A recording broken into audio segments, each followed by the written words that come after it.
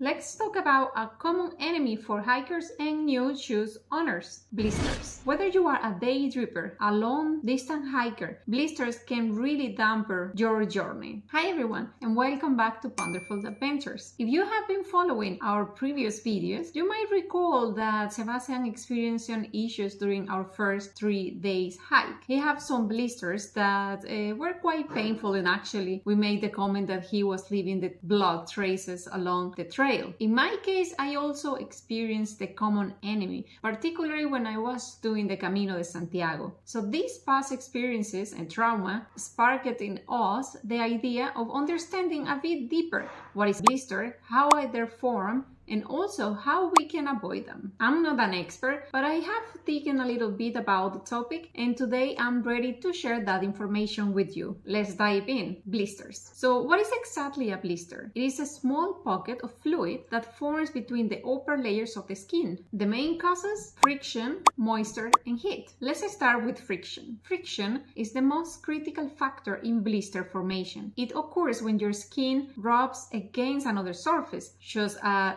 shoe or a sock. This repetitive rubbing causes that the outer layer of the skin, the epidermis, separate from the inner layers. And when this happens, there is this fluid that starts to build up between that layer and the other, and that's how a blister is formed. Heat can exacerbate the effects of friction, and as temperature rises, your feet might swell slightly and shoes might become tighter. This change can increase the amount of friction between your feet and your footwear. Moreover, heat can make your skin softer and more susceptible to damage for rubbing. Moisture, such as heat and external wet conditions, like for example walking on the grass, can also increase the likelihood of blister formation. When the skin is more vulnerable to damage because the moisture, wet skin is more vulnerable to damage because the moisture reduces the skin's resistance to friction. The combination of damp skin and the repetitive rubbing can dramatically increase the risk of developing blisters. A question that actually came to my mind is like, okay, I understand the 3 factors that promote the formation of blisters, but do all need to be together to actually form the blister? I found out that while all the 3 factors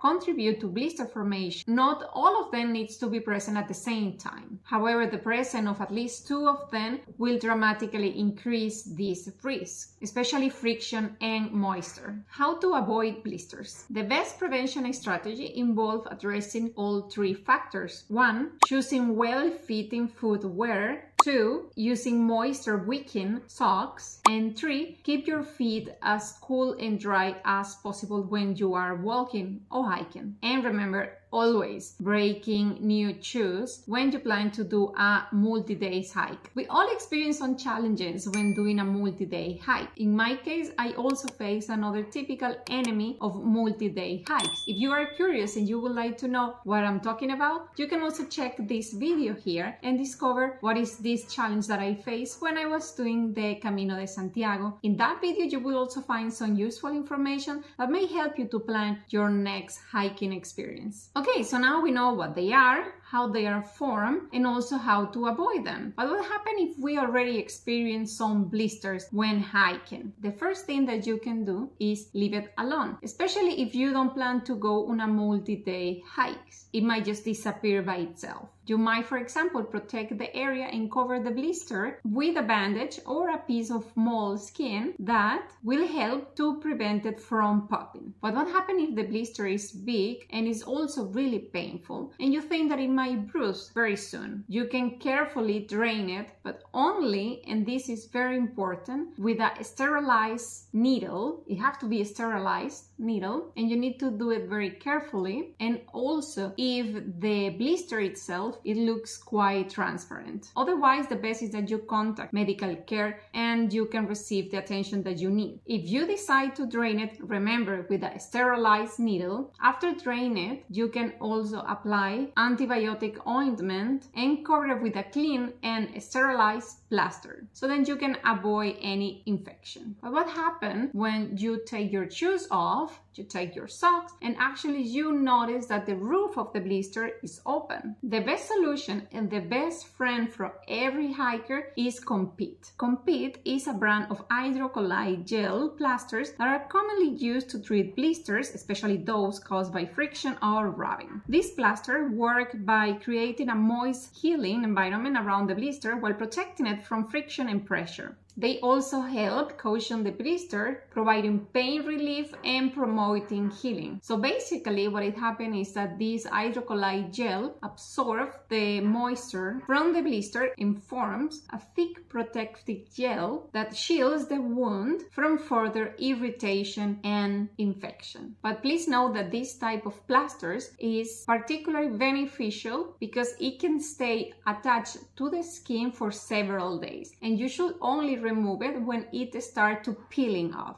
Otherwise, it can be very painful and it will hamper or stop the natural healing process. Now, it is crucial to know when a blister might need a doctor's attention. So if you notice any sign of inflammation, infection, like increased swelling, redness, or pus, it is definitely time to consult healthcare. And remember that if you have diabetes or poor circulation, even a small blister can lead to very serious complications. So getting early treatment is essential. You don't want to mess up with your feet. Understanding these basics can help you to prepare yourself and accordingly take care of your feet. I also recommend keeping a small first aid kit with you, equipped with blister care like plasters, moleskin, Compeed, antiseptic, and a proper ointment. Thanks for watching until here. I hope that these tips have been useful for you, and if you want that I dive even deeper into the topic, please let me know in the comments. Until next time, keep your feet safe. Happy adventures!